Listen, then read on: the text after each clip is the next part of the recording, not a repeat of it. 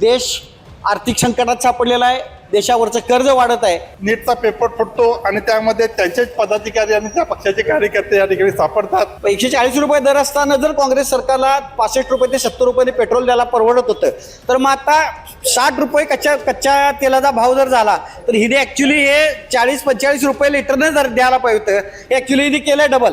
अशा पद्धतीने फसवाफसवी करतात. काँग्रेसने त्या काळात प्रत्येक लिटरला 70च्या आसपास या ठिकाणी दर आकारला होता आणि त्याच्यामुळे पदरचे सरकारनं अनुदान देऊन जनतेला कमी किमतीमध्ये पेट्रोल उपलब्ध करून देण्याचं काम काँग्रेसनं केलेलं होतं. जो इराण आपल्याला अनेक वर्ष सगळ्या पातळीवर आपल्याला पाठिंबा देत होता, पाकिस्तानच्या विरोधात असू दे, अरब राष्ट्रांच्या विरोधात असू दे, त्या इराणच्या विरोधात ठोस भूमिका, इराणच्या बाजून ठोस भूमिका घेण्यात आपली सरकार अपयशी आलेलं आहे. नाहीतर हे काय करतील, उद्याला युद्धाचं निमित्त काढतील आणि कोरोनामध्ये लोकांनी थाळ्या वाजवायला लावल्या, कुठं टाळ्या वाजवायला लावल्या, कुठं लाईट बंद करायला लावली, टॉर्च लावायला लावल्या, हे असलं काहीतरी करतील.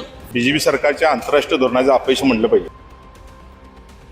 मी सध्या आहे कोल्हापूर येथील कसबा बोर्डा परिसरातील पेट्रोल पंपावर आणि या पेट्रोल पंपावर काँग्रेसकडून मोठ्या प्रमाणात निदर्शने करण्यात येत आहेत. नेमकी कारण काय जाणून घेऊयात या निदर्शन करणाऱ्या नागरिकांकडून. सर, काय नेमकं कारण आहे तुमच्याकडून निदर्शन केलं जातंय या पंपावर? आपल्याला माहिती आहे की ह्या देशामध्ये जे सरकार आलेलं आहे की वेगवेगळ्या पातळीवर ते अपयशी ठरलेलं सरकार आहे.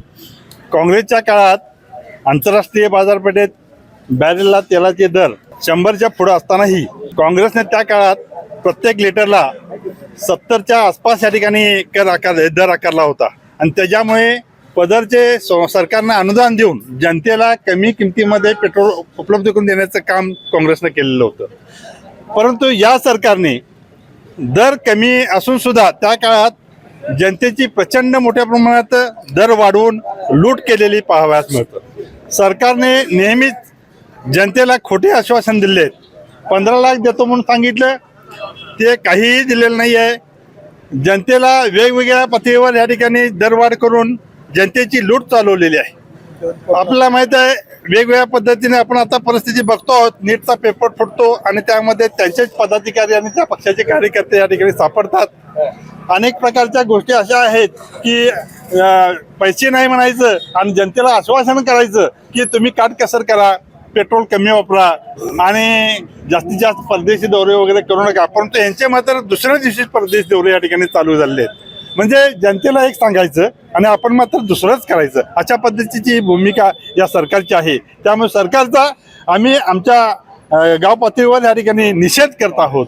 या सरकारने दरवाढ केलेली आहे ती ताबडतोब थांबवली पाहिजे आणि जनतेची लूट थांबवली पाहिजे अशी आमची अपेक्षा आहे. आज मोठ्या प्रमाणात या पेट्रोल पंपावर काँग्रेसचे जे कार्यकर्ते आहेत ते उपस्थित आहेत, काय सांगाल?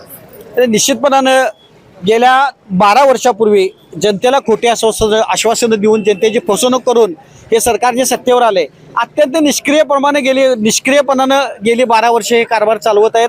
देश आर्थिक संकटात सापडलेला आहे, देशावरचं कर्ज वाढत आहे. आणि महत्त्वाचं सांगायचं म्हणजे आत्ता जे सरांनी सांगितलं, काँग्रेसच्या काळात 2014 पूर्वी आंतरराष्ट्रीय बाजारात 140 रुपये दर होता प्रति बॅरल कच्च्या तेलाचा. तो आता 60 रुपये 50 रुपयांनी 60 रुपयावर आला आहे. 140 रुपये दर असताना जर काँग्रेस सरकारला 65 रुपये ते 70 रुपये पेट्रोल द्यायला परवडत होतं, तर मग आता 60 रुपये कच्च्या तेलाचा भाव जर झाला तर हिने ॲक्च्युली हे 40-45 रुपये लिटरने जर द्यायला पाहिजे होतं. हे ॲक्च्युली हिने केलं डबल. अशा पद्धतीने फसवाफसवी करतात. आणि एक आता यांना कारण गावले ते म्हणजे अमेरिका इराणचं युद्ध चालू आहे जागतिक पातळीवरचं. त्या युद्धाचं निमित्त करून हे कृत्रिम टंचाई निर्माण करतायत. ह्यांना जगाच्या बाजारपेठेत कुठं वर तोंड दाखवायला जागा नाही, रुपया घसरतोय. हे सगळं या केंद्र सरकारचं अपयश आहे आणि याचा कुठेतरी निषेध व्हावा. आणि ही जी पेट्रोल दरवाढ आहे, पेट्रोल डिझेलची दरवाढ आहे, हे सामान्याच्या मुळावर उठणारी आहे. आणि म्हणून आज देशातली जनता पेटून उठायला लागलेली आहे. नाहीतर हे काय करतील, उद्याला युद्धाचं निमित्त काढतील आणि कोरोनामध्ये लोकांनी थाळ्या वाजवायला लावल्या, कुठं टाळ्या वाजवायला लावल्या, कुठं लाईट बंद करायला लावली, टॉर्च लावायला लावल्या. हे असलं काहीतरी करतील. कुठल्याही यांच्या आता खोट्या आश्वासनांना किंवा यांच्या खोट्या उपायांना जनता बळी पडणार नाही. यांना येणाऱ्या काळात, भविष्य काळात देशातली जनता आता घरी येणार बसवल्याशिवाय राहणार नाही, ही आम्हाला खात्री वाटते. आणि काँग्रेस पक्षाच्या वतीनं ह्यांनी ही जी पोकळ भाववाढ केलेली आहे, जनतेला लुटायचा जो कार्यक्रम चालू केला आहे, ही भाववाढ कमी करावी आणि जनतेला दिलासा द्यावा आणि जनतेची लूट करायची थांबवावी, हे काँग्रेस पक्षाच्या वतीनं त्यांना आव्हान आहे आमचं. मागील काही दिवसांचा आढावा घेतला तर मोठ्या प्रमाणात इंधनाचे दर वाढत आहेत, काय सांगाल? नाही, हे सरकार हा दरवाढा ही कृत्रिम दरवाढा आहे. खरं म्हणजे याच्याने इराण युद्धाचा बहुतेक काही परिणाम नाही आहे. यांचे जे धोरणं चुकले आहेत, रशियाकडून स्वस्त दरात आपण हे घ्यायला पाहिजे होतं, पेट्रोल घ्यायला पाहिजे. मध्यंतरी असं ऐकवत होतं की त्यांनी बांगलादेशला याने पेट्रोल डिझेल पाठवलं, गरज नसताना का पाठवलं? तसंच हे सर्व आघाडीवर निष्क्रिय झालेले सरकार, अगदी म्हणजे लहान मुलापासून अगदी विद्यार्थ्यापर्यंत हे निष्क्रिय झालेलं सरकार, आश्वासन देणारं खोटे आश्वासन देणारं सरकार आहे. त्यामुळं हे आम्ही आमच्या काँग्रेस पक्षाच्या वतीनं आणि मित्र पक्षाच्या वतीनं आम्ही याचा जाहीर निषेध करण्यासाठी आम्ही इथं एकत्र जमलेलो आहे. असं जर त्यामध्ये काहीतरी फरक नाही पडला तर ह्याच्यापेक्षा उग्र आंदोलन करू.